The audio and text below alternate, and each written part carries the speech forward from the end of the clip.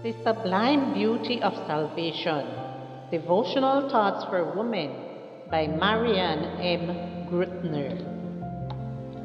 God is a lover of the beautiful, and above all that is outwardly attractive, He loves beauty of character.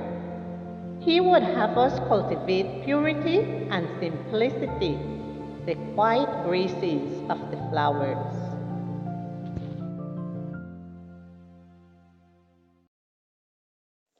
Good morning, dear friends. Today, April 20th, our devotional is entitled In Carmelo. Our scripture reading is from 1 Kings chapter 18 and verse 39. The Lord, He is good. The Lord, He is good. Because of the wickedness and idolatry of Ahab and Jezebel, 3 years of drought came upon the kingdom of Israel. In Carmel, which in ancient times had been a very beautiful place, with streams fed by perennial springs from fertile cliffs. There were now only leafless forests, where the altars of Baal and Astarte stood. At the highest point, the ruins of the altar of Jehovah could be seen. It was this place where God had been dishonored that Elijah chose for God's power to be manifested. On the appointed morning, the people gathered, paying close attention. The priests of Baal were there.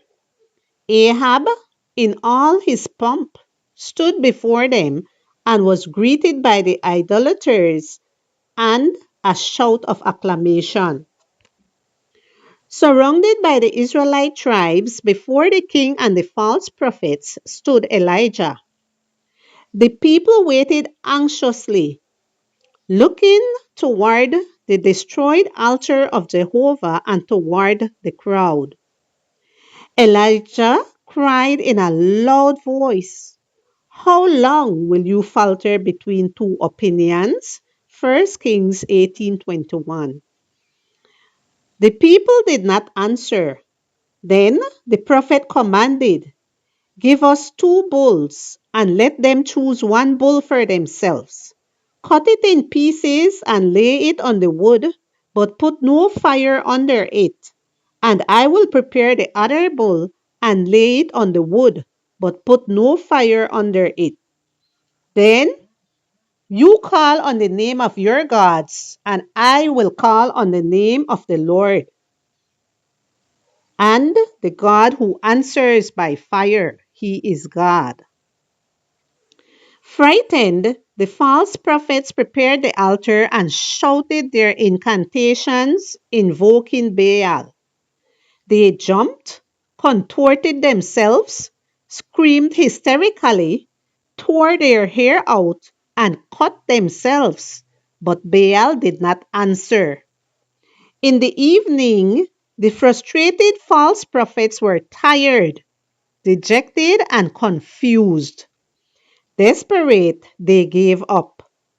Imagine the scene. Elijah immediately repaired the ruined altar. He dug a trench around it, placed the wood on it, prepared the bull on top of it, and ordered the people to fill the altar, the sacrifice, and the trench with water. He bowed down in reverence before God and prayed with simplicity and fervor, asking him to show his superiority over Baal so that Israel would return to him. There was silence. The priests of Baal trembled. Then fire fell from heaven upon the altar, burning the sacrifice, the wood, the stones, and the dust, and even licking up the water in the trench. From the valleys below, many watched the spectacle. The people finally bowed down before the invisible God, exclaiming, "Jehovah is God! Jehovah is God!" When we dishonor God by prioritizing our everyday idols over Him, God allows us to go through a spiritual drought so that we may perceive how far we are from Him. Therefore, let us return to Carmel and seek the Lord while there is still time. Let us recognize every day that the Lord is God. The Lord, He is God.